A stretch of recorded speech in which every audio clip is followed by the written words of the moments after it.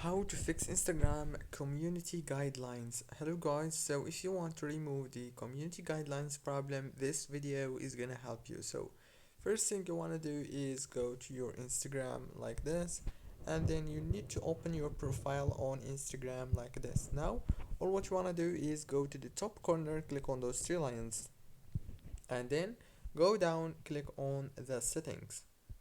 After that, you will find many options right here.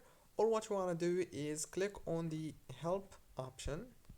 It will take you directly to this page. All what you want to do here is click on report a problem. And when you click on this option, all what you want to do here is click on report problem without shaking. After you click on this, it will take you directly into this page. On this page, you have to send a message into the Instagram support team and click next, and that's it. Don't forget to like, subscribe.